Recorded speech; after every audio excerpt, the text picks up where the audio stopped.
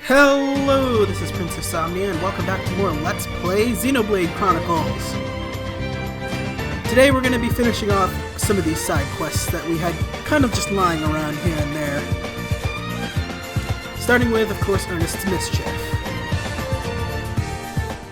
Now before we can move on with Ernest's quests, we need to get a few more stars with Colony 6 area, so we're going to do this quest next. This is over at Traveler's Rest, which I visited during area clearing. The quest in question is the Lost Napon.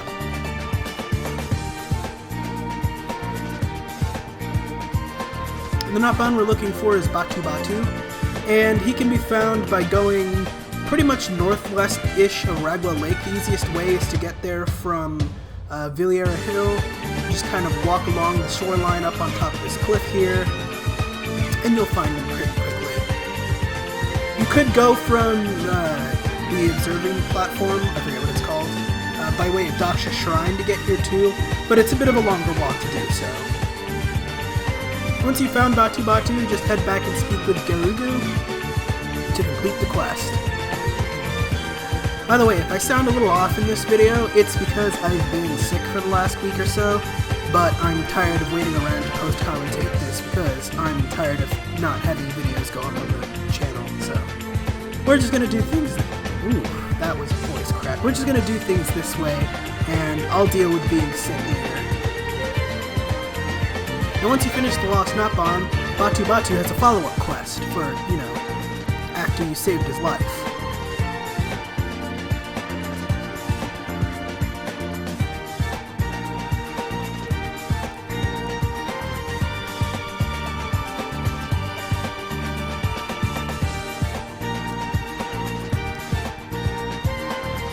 Batu Batu is going to ask you to collect a few things, so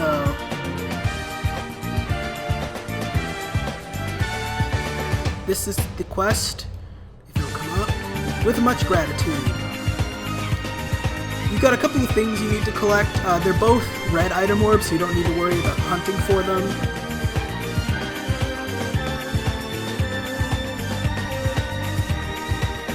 And it should be easy enough to find. Tokolos egg can be found right next to Zach's guidepost. You gotta hop behind these really high-level Tokolos and move on. Pandora Mushroom is gonna take a little bit more work. It's in an area of Windy Cave that you can get to by jumping down from Spiral Valley. There's this little tinier cave inside Windy Cave that you can get to, but you want to be careful because there's some really high-level spider pods and a really high-level unique monster that aggro on sound. So if you run past these guys, you will for sure aggro them, but if you walk near these guys, you should be fine.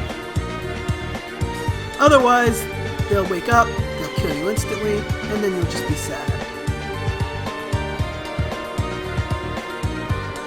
Once you've collected the Pandora Mushroom and the Tokolos egg, you can head back to Traveler's Rest and speak to Batu Batu to complete the quest.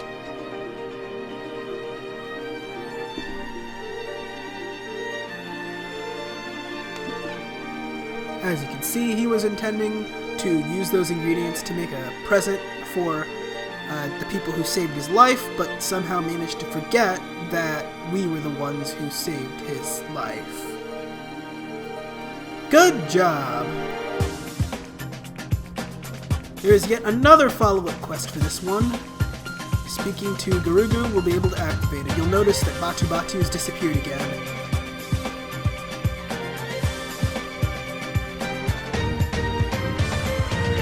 What do you mean, why did he take his eyes off him? He was standing right in front of us and just vanished before our eyes.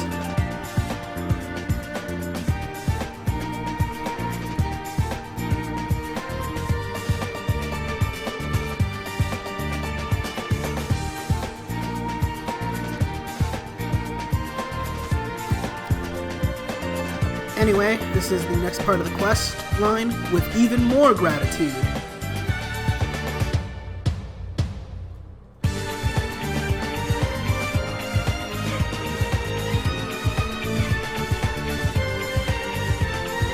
Batu Batu can be found by going from Believer's Paradise and taking a long walk down the cliff area. Remember to do this at night time so you don't get attacked on your way down. You can also do this by going from Zach's guidepost and heading towards Believer Paradise, which is how the game intends for you to do it, but that's fine. Batu Batu is just along the path.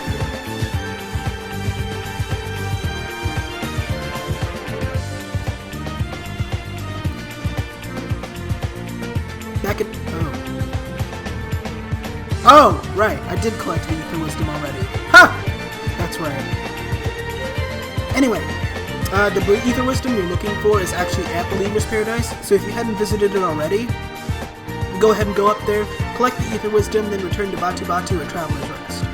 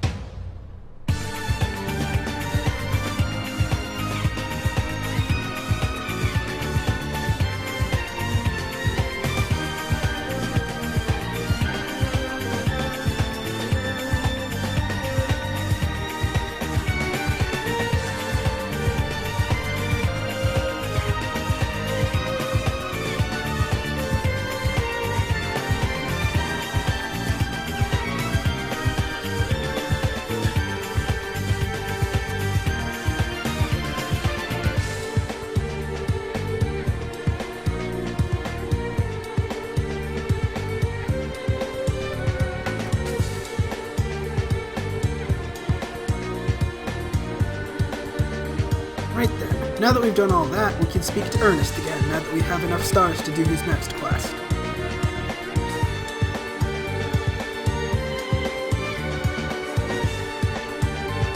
Now, just as a reminder, in order to do this quest, if I could speak correctly, in order to do this quest, you need to have completed Ernest's previous two quests. So that'd be Ernest's Fibs and Ernest's Mischief. This is the last quest in his little quest line here. Ernest's Solitude.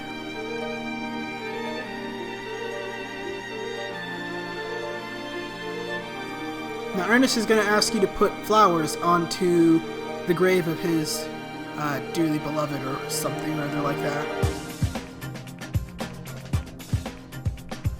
In order to do that, we need to head from Kasharpa Falls all the way north, basically. It's pretty much just about as far north as you could get without going on top of the cliff that leads to Believer's Paradise. Basically, just follow the path I'm outlining here. You'll notice the orange exclamation mark, marking where you want to place the peace offering. And there you go. As soon as you place it, you'll be attacked by an arrogant Tirkin, or if you're high enough level, the arrogant Tirkin will just appear. Kill it, you have to kill it, and then return to Ernest to complete the quest.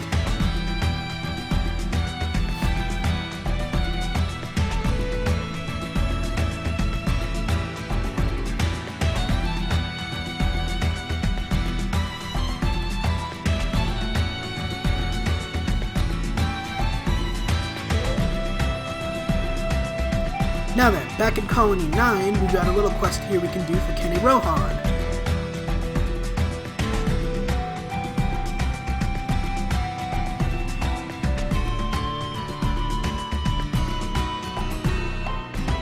This is a mysterious light.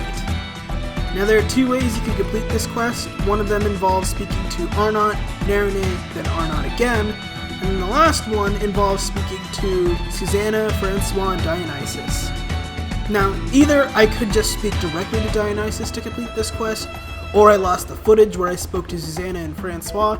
I'm not sure which happened here, but regardless, these are your objectives. You just have to talk to a couple people, and you can complete the quest.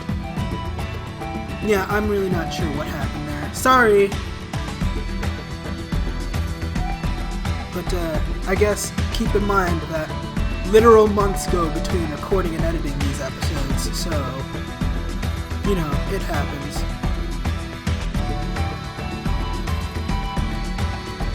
Like, for reference, my big recording session was late August, and, or mid to late August, and it's mid to late October right now, so. But anyway, Well, Kenny Rohan is a follow-up quest, Out Like a Light, where you have two choices. Now you can either repair the lamp by speaking to Arnott and then collecting a few items from the ether mine, or you can take the ether cylinder and throw it in the lake. I'm gonna throw it in the lake. Ultimately, I don't think it really matters which one you do here, but throwing it in the lake is easier even though it gives you worse rewards, so I chose to do that. I mean, of course it has like implications storyline-wise, but you know what I mean. Now to continue on a quest we accepted actually during the main storyline, we have Safety First. Now, for Safety First you need to defeat 4 yellow anthols and 6 soft hoxes, as well as 3 water oopas. The anthols and hoxes can be found just by wandering around the splintered path. They're really easy to find because they're literally everywhere, and they're really easy to kill because we're really high level compared to the Magus Point.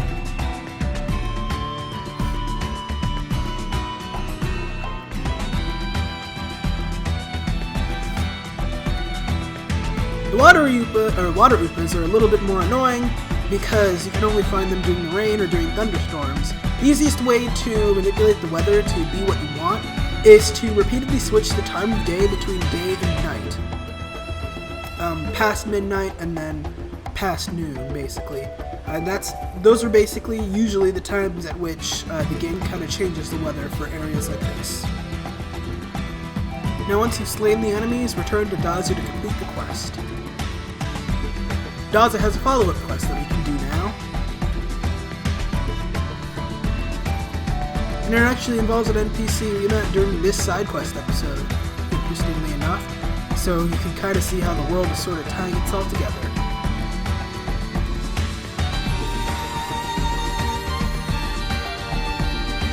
This is Secret Mission.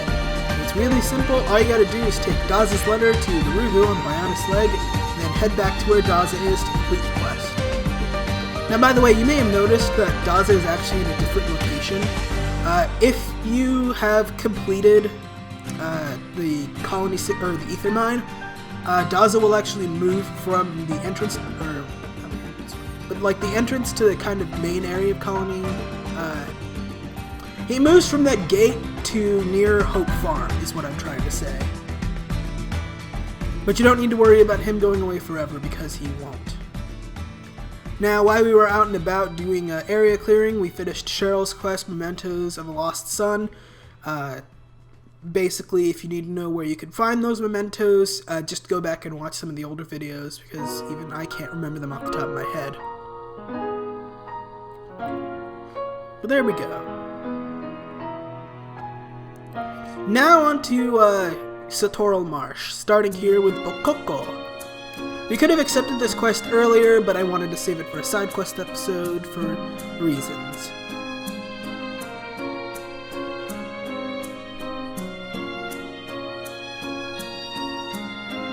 This is Katja's Kidnapping.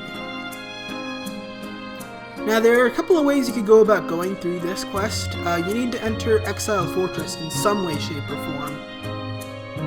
You could storm in through the front door, but you'll get into a really big fight that you might not be able to handle.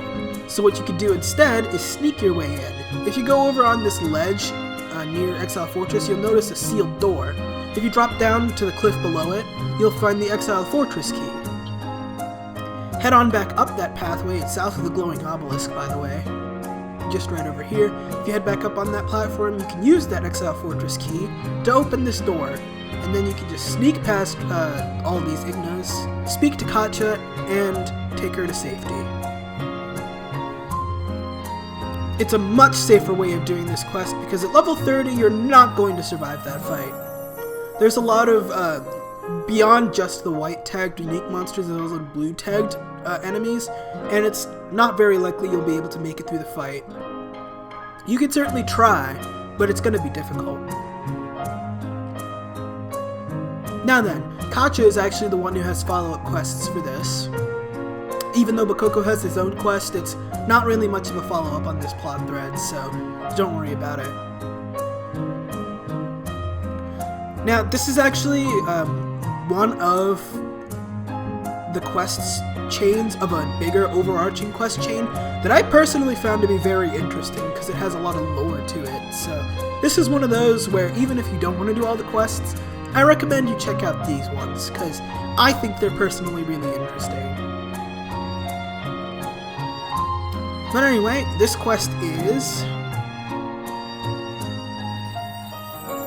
the Giant's Key.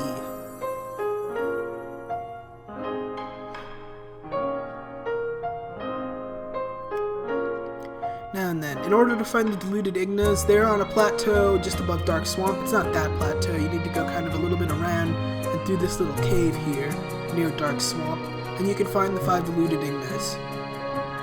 You have to kill all 5 of them in order to complete the quest, just so you know.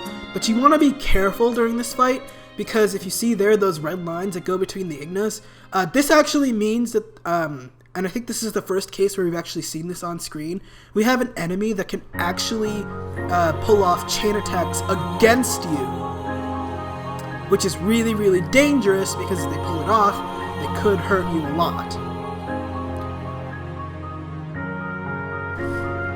Now, these aren't the only enemies in the game that can actually do this. There's a lot of enemies that tend to fight in groups that can. This is more common among Tyrken, I think, as well. But this is one of the few opportunities where you get to see this happen. It doesn't happen too often, but it's something to watch out for when it does.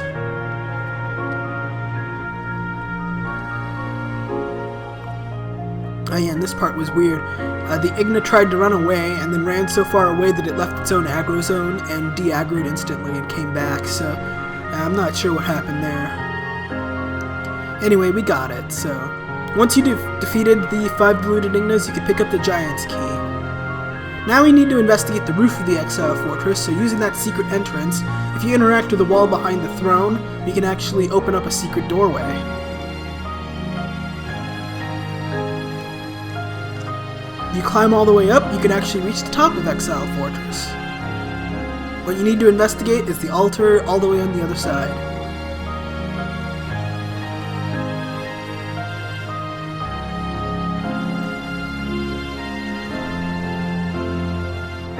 Return to Kacha to complete the quest.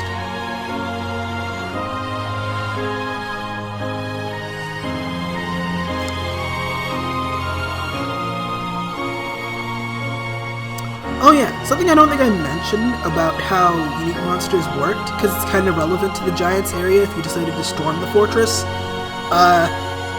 Since there are no unique monster grave markers in this game, if you kill a unique monster, eventually it'll actually respawn. So, if you did storm your way through, you might actually have to storm your way through again unless you do the secret entrance eventually. So, just keep that in mind.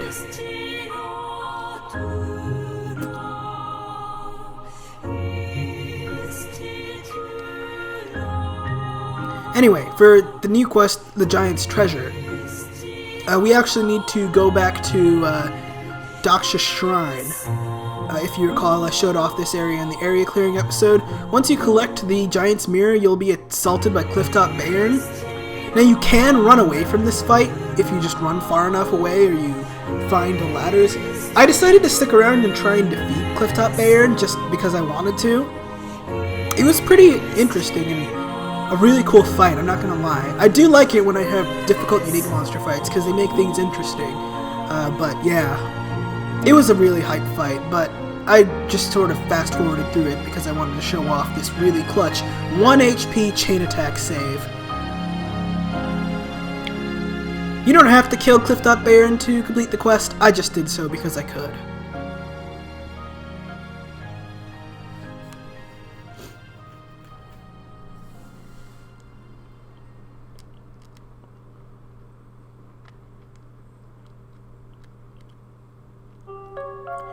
Once you've collected the Giant's Mirror, if you offer it up onto the altar on top of Exile Fortress, you'll be attacked by more giant spiders.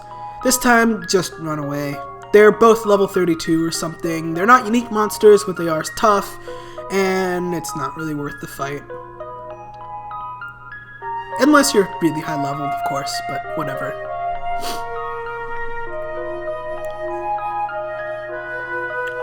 Once you've completed this, you can head back to the Napon Merchant's Camp even, talk to Katja, and complete the quest.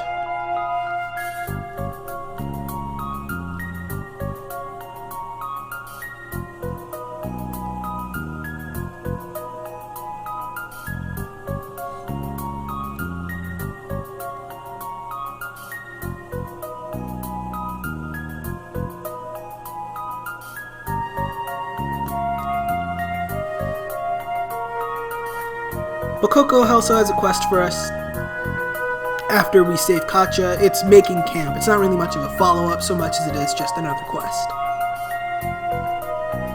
Now this one involves a lot of collections all around Satorl Marsh. You got 4 glowing opus seeds from Upas, 3 fancy wolf hides from wolves, 4 feather leaves, and just all around in Satorl Marsh. I don't think you can trade for those, and 3 wool rocks, which again I don't think you can trade for those. Now, unfortunately, I managed to lose pretty much all of my footage of this quest, so yeah, what I'm showing here is just a little bit of collecting from the Upas and then cutting to completing the quest because I'm bad. Unfortunately, in that lost footage, I also spoke to Zazadon, who asked for me to do a quest for him. For these, you need to collect 2 twin Flamea eggs from Flameas and Satorl Marsh, which isn't that difficult to do, and 5 lemon stones, which you can find lying around, or you can trade with Katja.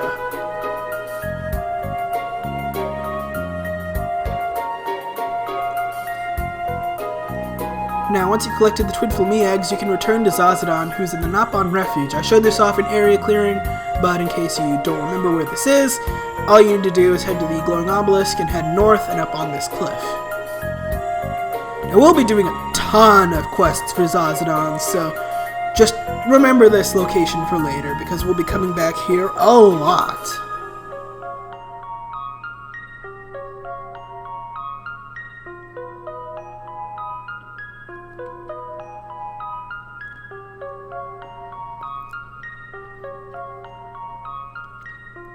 In fact, I'm pretty sure, actually, that the rest of this episode is Zazadon's quest line, so yeah.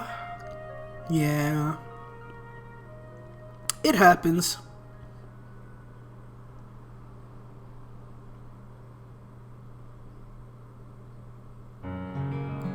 Anyway, the next quest in his line, Zazadon in danger. All you need to do is go to the bottom of this cliff area and slay 8 ogre bunnias.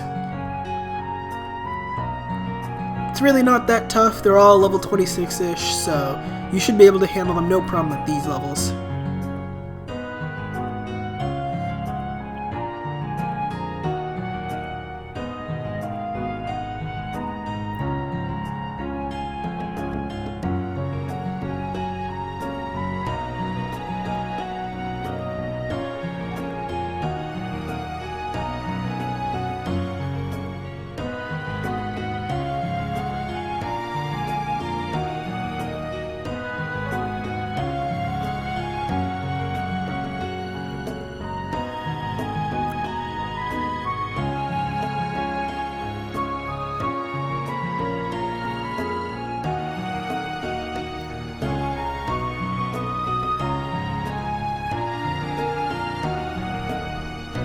Once you've completed your bunny slaughtering, head back to Zazadon to complete the quest.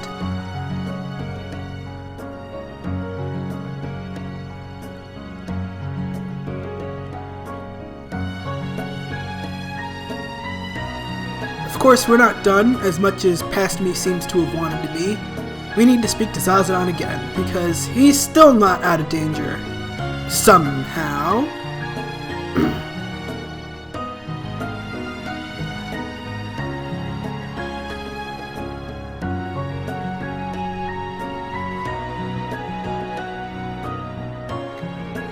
This is Zazadon still in danger. We need to defeat a unique monster that can be found hanging around Satorl Marsh, Sunlight Spike, who's actually a lot closer to the Silent Obelisk than he is to Baron Moor, just so you know. Sunlight Spike isn't that tough to deal with. Just a couple of things you gotta watch out for is that given that he's a flying enemy, breaking him is difficult if not impossible. If you're not playing Shulk, you can use the warning system during visions to warn Shulk and ask him to use his Monado shield in case a unique monster uses a talent art against you. It's a nice way of making sure you get to stay alive without having to play a Shulk.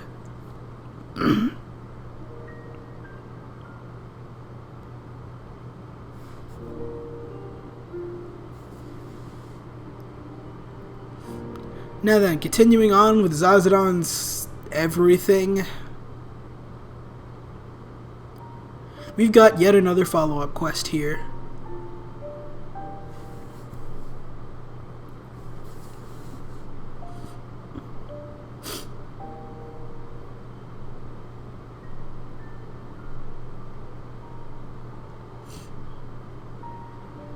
This is It's All in the Mind. We need to collect some Nopon potion for Zazadon, which can be found south of the Nopon camp. If you head pretty much south-southwestish, up on this ledge here and through a cave, you'll be able to find the Nopon potion pretty quickly. Return to Zazadon and give it to him to complete the quest.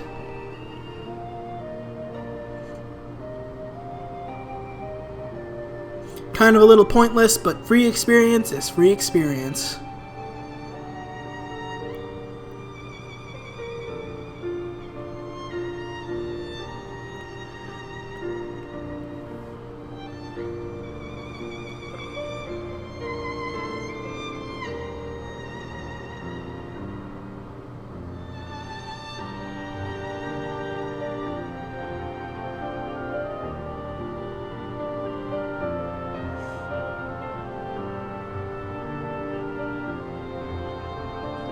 This is a mysterious delicacy. Now we need to investigate the secret area Shining Pond, which I did show off during area clearing. It's just to the south of Dark Swamp. Up on a ledge, basically. If you investigate Shining Pond and dip the red pollen orb inside the pond, you'll receive a new item. The High Moor Caviar. Return to Zazadon and speak to him to complete the quest.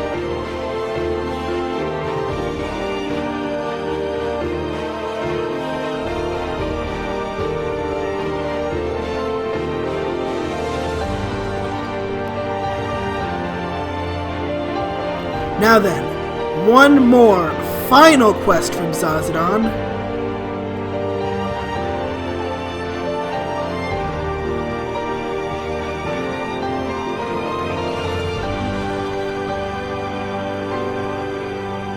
Now this one, even though it's a quest we're about to receive, we can't actually complete it quite yet because the recipient of the item we're about to get is in an area we haven't been to yet. We're looking for a male Nopon called Dedaba, who we will meet during the next side quest episode. Not next episode, but you know what I mean. Anyway, in the next side quest episode, we'll be wrapping up things with a few more quests and introducing a new mechanic to side questing that unlocked for us very recently. See you guys then!